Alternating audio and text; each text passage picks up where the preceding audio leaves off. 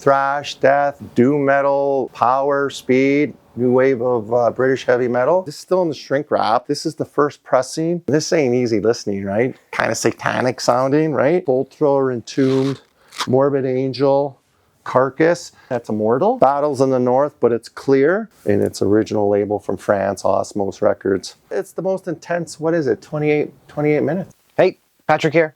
Welcome to another episode of Record Rooms. This is a series where I interview record collectors in their record rooms. On this episode, I'm talking to Rob Kashluba, who is, without hyperbole, probably the biggest metalhead I've ever met. His love of metal is palpable. It is contagious. Rob has converted his basement into what he refers to as the metal shrine. There's record store style bins for his main LPs. He's got a picture disc wall that is just, you gotta see it to believe it. He's got glass displays for his box sets. He's got a box set wall. He's got custom shelving for his 45s, posters and ephemera and badges everywhere. It really is a shrine. It's kind of crazy. But he set it up this way because he loves to share it with other people. He wants it to be enjoyed by people. I like metal, certainly a lot more than I used to, but I still have like a pretty pedestrian taste. And Rob and I talk about that, of course, and he recommends me lots of good stuff.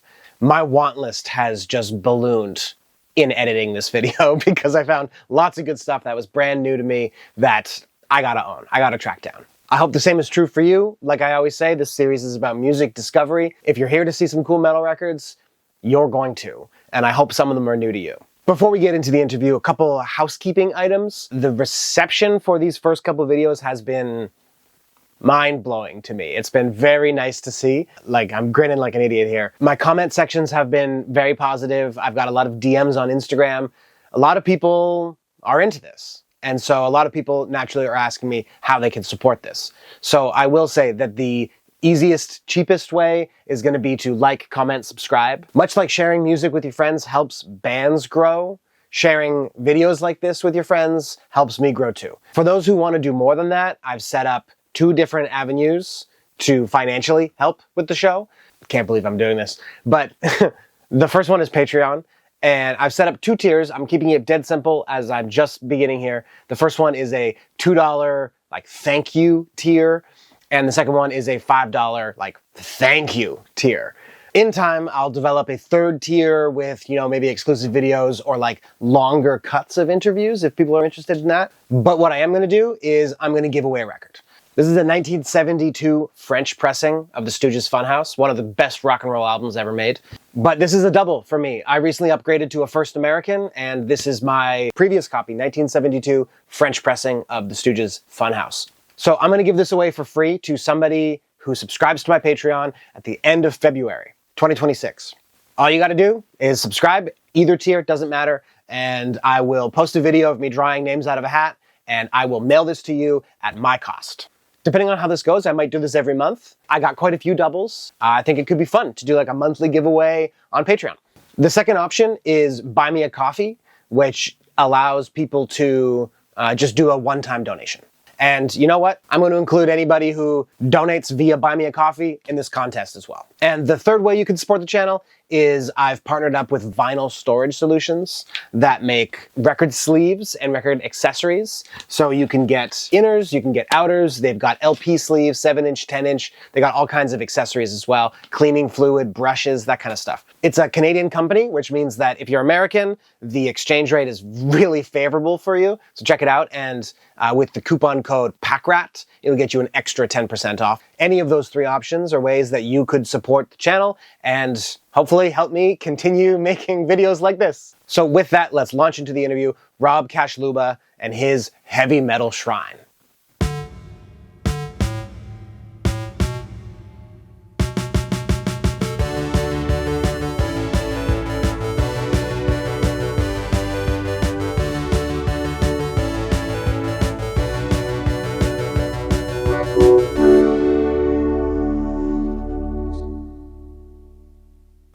All right, Rob Kashluba here, strictly into all things metal. Thrash, death, doom metal, power, speed, new wave of British heavy metal, but all things metal. And when did you start collecting? I'm going to say around 1984, my brothers came with a compilation tape of Metallica, Kill 'Em All on it. And as soon as I heard that, my world changed.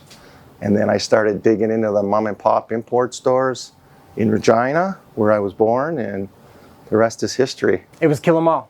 Kill 'Em All. Before I was just Iron Maiden, Priest, Sabbath, little bit of like prog metal, like Queensryche. I had some of that. Maybe some hair metal. A little bit of Motley Crue. I'd be cruising down the hallways at high school with my boombox and shout at the devil.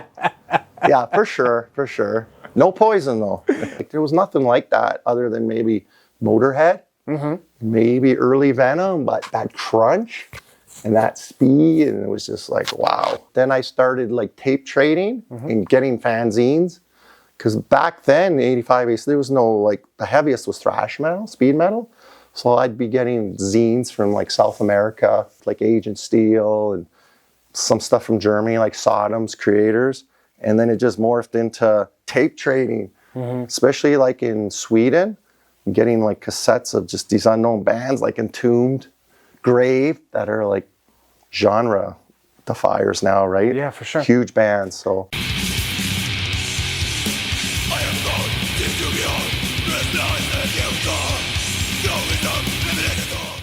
So speaking of Metallica, these are, this is still in the shrink wrap. This is the first pressing of Kill 'Em All. On Megaforce. On Megaforce. Yeah. It's first pressing, and you go to the Matrix. First US press? Yeah, first pressing. It's supposed to sound the best, someone told me. Does it? Yeah, I haven't played it yet.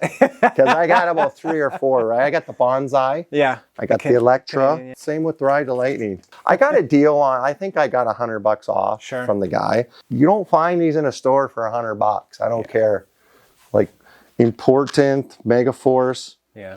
Roughly how many records in your collection? I'm pretty anal about that. It's all data based on Discogs and Excel. So records, I think around 1,920, and that's not including picture discs. I have about 330. That doesn't include picture discs? No, that's just the LPs, 1920, picture disc are 330. And then I have like around 240 box sets of vinyl and CD, as you can see through the room. And then around 1,000 CDs. Wow. So how about tapes? Tapes, I was into cassettes for like a hot minute, and then I just sold them all because they didn't sound right, and I'm like, I don't have time to play everything, so I just stick with vinyl and CDs. Yeah, it's good to pick one thing and kind of... Exactly. Yeah. Yeah. I mean, you do see people who collect records to the same degree, but it's not just one genre. It's kind of impressive to see somebody who has like a collection like this, and you're so honed in on one genre. Yeah, I figured, because I have friends like who has everything, like that's fine, but it's just too overwhelming, and I just stick to one thing I can concentrate. Do you listen to other music? Yeah, I like classic rock. Did you get into the black metal stuff? That's a good question. No, I tried it, like Demi Bugir, Emperor, a little bit of Dark Throne, but just the production and the aesthetic of it, I kind of shied away from it, although I have a shrine of Immortal. Yeah. But I consider them a little death metal-y with the thicker riffs, but other than Immortal, I don't have one. I used to have some black metal, but yeah, that's an odd one. People always question me why I don't have any black metal, but it's just a style I don't care for. I mean, it's pretty hard pill to swallow, a lot of the black metal stuff. Like, first of all, the politics get dodgy pretty fast. And the production, and it almost reminds me of like punk, the way it's produced, and it's kind of got that kind of, I don't want to say attitude, but you know. I think attitude is fair. It's almost like the approach to the production is punk. It's like, fuck you, I'm going to use one microphone to record my whole band. It's going to sound like shit, and you're going to love it. And there's something punk about that. And they would make fun of death metal, right? Yeah, it's too happy. It's, it's about life, and that always bothered me too about it. But yeah, I'm quite pleased I don't need to have any black metal in the collection. And then, obviously a lot of the new wave stuff out of England, like new wave British heavy metal. Nawabum kind of morphed into like the speed metal with all the harmonies and stuff, like Iron Maiden on speed. Actually, Halloween was a real game changer for me, like in the mid to late 80s, because they incorporated that Maidenisms, but with the speed. My Bible in high school was this record.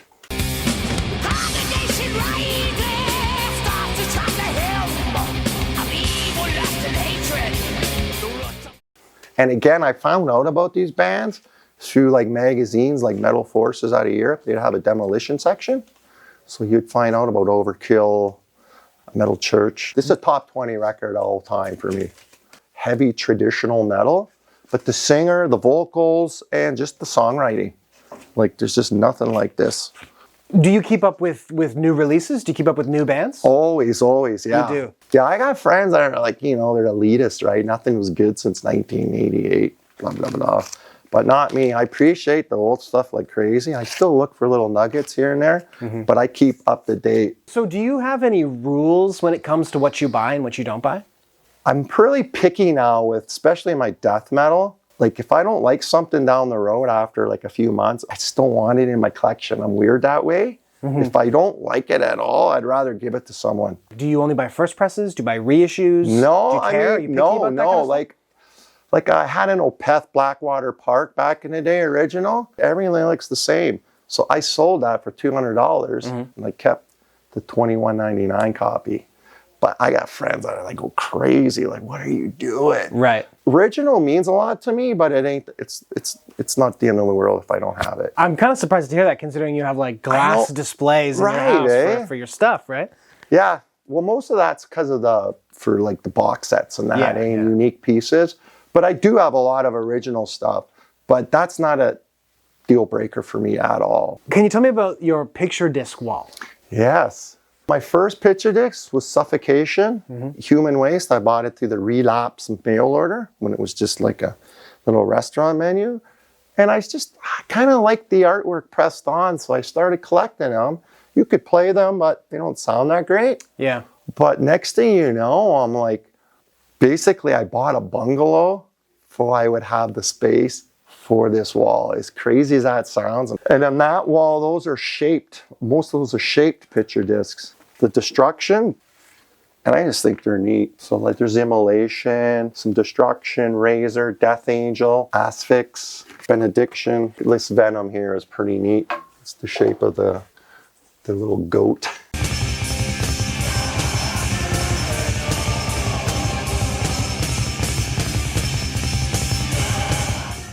Yeah, so basically it's just death, thrash, and like hard, traditional, like the Maidens, and there's a lot of Motorhead that are coming up top, and then lots of death metal. Lots of death metal, like this is a nice piece, The Dismembered, with the ripped up heart. And another one with their heads all tightened together. And for the most part, they're official releases, but there's a handful of bootlegs that just were never released. Iron Maiden. So like Iron Maiden, generally my lightest metal is Iron Maiden, AC/DC, and Sabbath. The rest is like death and thrash. And then over here, this is my little box set wall. And Death, who are like, Chuck's the godfather of death metal. They're one of my favorite bands too. So you'll see I got a lot of death stuff.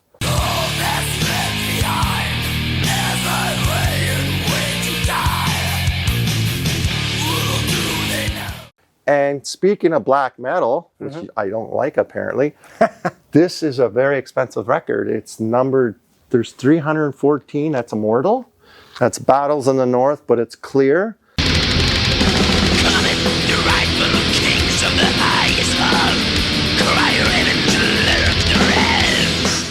And its original label from France, Osmos Records. So I put that baby in a frame.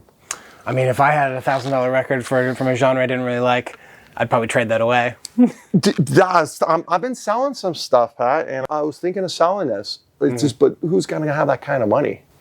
Somebody watching this. Well, there you go. Let that go for $700. Canadian too. Yeah, I wore that to Regina, the Wasp and Crocus in '86, and they took it away from me, security. And they took everybody's bullet belts, and you got to get it back the next day, right? So that is a piece of metal history at the Wasp Crocus show, 1986. These are some of my nicer box sets: Bolt Thrower, Entombed, Morbid Angel, Carcass. This is probably one of my favorite death metal bands, Autopsy. They're like a deathy, sludgy, even punk, some would say, from Los Angeles.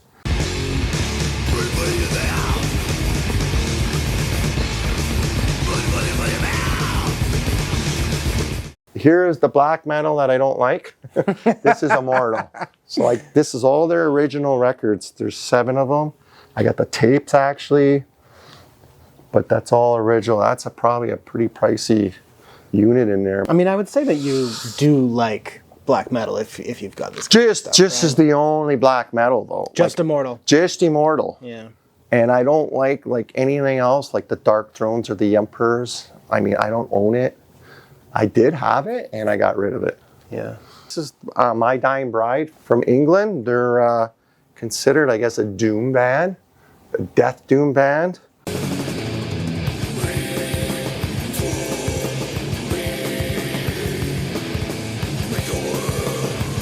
They're one of the first bands the vocalists incorporate clean vocals along with the death growls. Another top 20 band like of all time for me. How did the clean vocals go over with metal fans at the time? Some of the guys wouldn't have liked it, but it was a thing and it blew up pretty big. It needed to be done, right? This is a newer death doom band from Finland, Hooded Menace.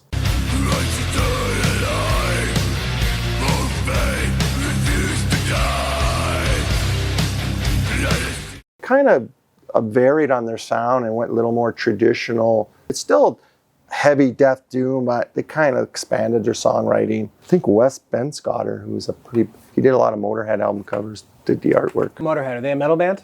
100% I consider a metal. We are Motorhead, we play rock and roll. Yeah, that's how he announces his shows, right? Yeah, of course, of course. Yeah. Motorhead is at the perfect middle point between punk and metal. It is, right? It's metal for punks, it's punk for metalheads. I think a lot of punks really took Motorhead under the wing, which they don't really like metal, right? This is another high school top 20 album of all time. Killer artwork.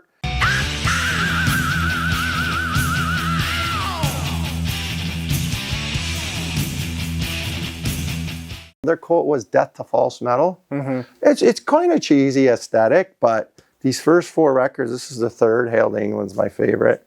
It just brings everything, powerful vocals, just great songs, and it's just fighting for metal, man. Like, you know, the cover tells it all. I was going to say the cover really says a lot there. I seen them last year. My friend took me they played in Brooklyn. Mm-hmm. They just blew us away. Like, we didn't expect to be that good. Well worth the 8-hour drive to Brooklyn. Sure. And they went a little cheesy, like kind of a little goofy as they got older. But I consider these benchmarks if you're into metal. Yeah. I would headphone this with my Walkman and go to bed listening to this. And this ain't easy listening, right? Kind of satanic sounding, right?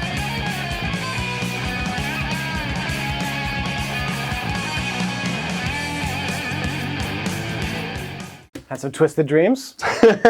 This is, again, top 20 record. A lot of these older records there's something to be said about the 80s, right? Like punk, metal, it's just got that quality, and they would release them like boom, boom, boom. Right? Yeah. A lot of the records that you're pulling out where you're like, this is one of my favorites, this is a top 20. Yeah. It seems like a lot of them come from that like kind of teenage and 20-year-old-ish era of your life. Like you found a lot of your favorite records when you were young. Well, that's the thing with these bands, why they are my favorite is because they were right at the beginning and they started the sound. Yeah. Don't get that now with the bands. Different times, right? Mm-hmm. So Entombed and Dismembered, both from Sweden. Killer artwork, like a never flowing stream.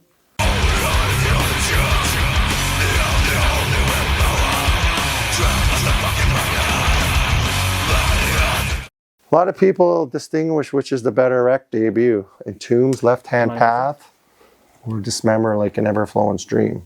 I've listened to Left Hand Path many times. Yeah. But I've never heard this one. So this one's a little more musical, right? This is a little more musical where in their later records, you can hear some Maidenisms in the melodies. Uh-huh. Where Entombed was just like that. There's no Maiden. Do you know that that Left Hand Path, which is a favorite of mine, that was done in 4,000 pounds. They got that sound, the famous, it's called the H2 pedal. Yeah, the sound. Thomas Goldberg in Sweden. That's the sound. Them and Entombed discovered it. I used to have one of those pedals. It was, I think it's called a heavy metal pedal. Uh-huh. This is their second record. You had the picture disc. Yes, so this is Indecent and Obscene. Indecent and Obscene. Yeah. I would say so. And I seen this tour in like 93 or 4. Talking island pick records would be Fate's Warning. Like Desert Island? Desert Island. Yeah. This is it. Angels in white dress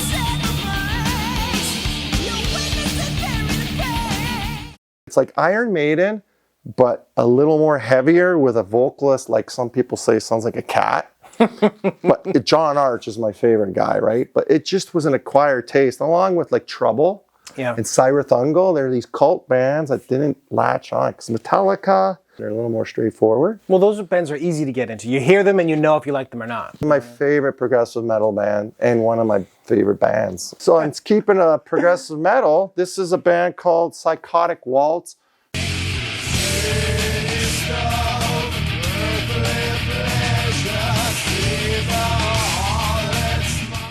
They're a very underground progressive metal band from San Diego. I only have one of their original records, but this is a box set. I see that. Looks like a nice production. Yeah, very Century Media. They're a progressive metal band with a lot of Sabbath, a lot of Jethro Tull, because the singer plays flute. But it's crunchy. There's a lot of time changes. They got a lot of bad record label deals, and you couldn't find this music Yeah, but anywhere. this one's Century, right? Yeah, I see. Yeah, this is a comp. They had a lot of bad luck. But that makes for a good story, doesn't it? Exactly. Like when a band has a lot of bad luck, or when things go wrong, or when there's like, a lot of hardship or whatever, it almost adds like a mystique to the records that you love, because you're like, despite all of that, they somehow managed to do this. Back in the day, they were probably playing to nobodies. My want list is probably going to explode as I'm editing this, because I like metal, but I have like a pretty pedestrian taste in metal. Okay. Where I like Sabbath, and I like Maiden and Priest, of course. The big ones, yeah. I like Midnight a lot. How do you feel about Midnight? See, that's one of the bands I wouldn't buy the record. I'll see them live, but I won't buy the physical product. Okay.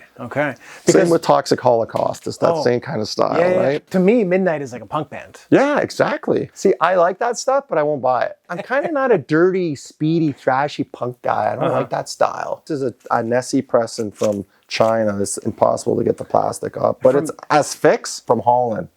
1991.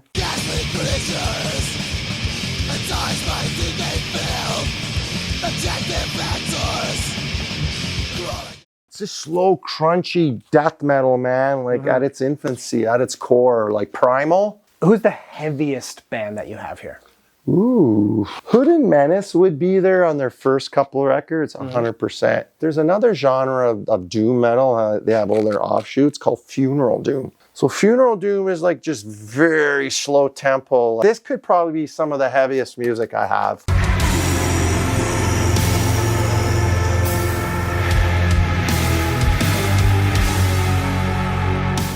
But Evoken and Mournful Congregation, they're in that subgenre of funeral doom. It's just super slow and heavy and depressing and not very positive.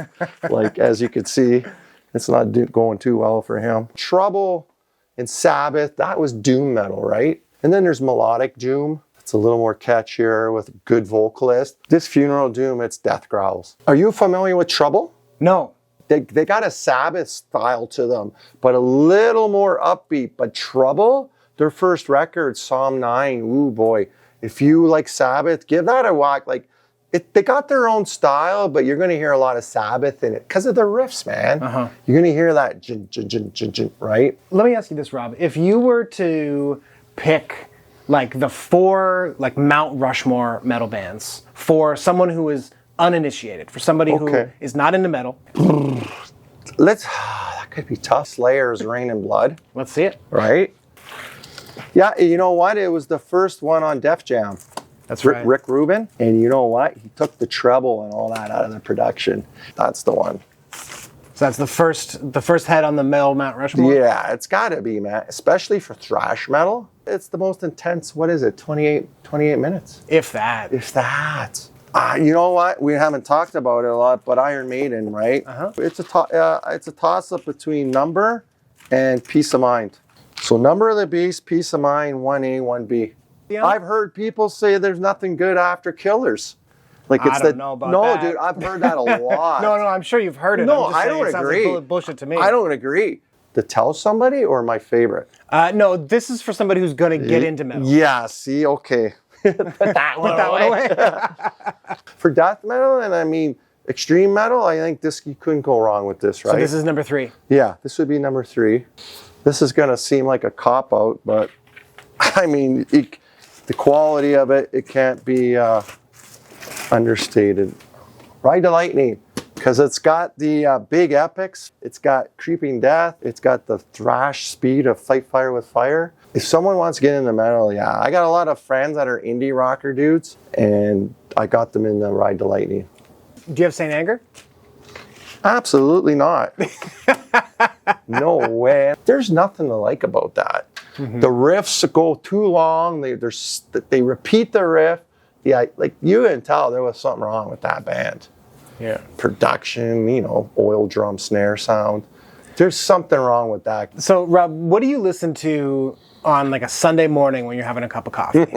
It could be anything, man. It could be a Vulcan, anything metal, man. Thrash, doom. You don't soften up on a Sunday morning? I could put headphones on, playing Evoke and Doom, crushing on low, but I'll fall asleep to that. You got one record to put on to like really pump you up before you leave the house. What's the record?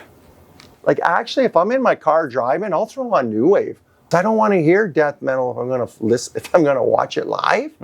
So I'll put on like Devo or like Depeche Mode. Do you have any Devo records? Yeah, I do. Yeah. These haven't graduated to the top. This is your classic rock bin? Yeah. Yeah. I just watched that documentary, right? Yeah. It's so amazing. And I kind of discovered Devo. Oh, you're new to Devo? Yeah. Oh, dude, Devo is one of my all-time favorite bands. And I'm becoming a fan, man. That documentary and just the way whatever they were doing there, I get it. Saw them twice last year in Toronto. And are they selling these for merch? I bought one.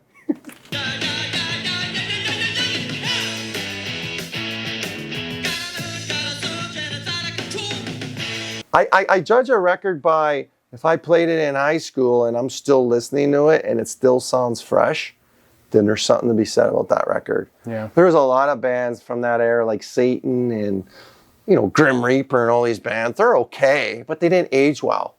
These records aged well.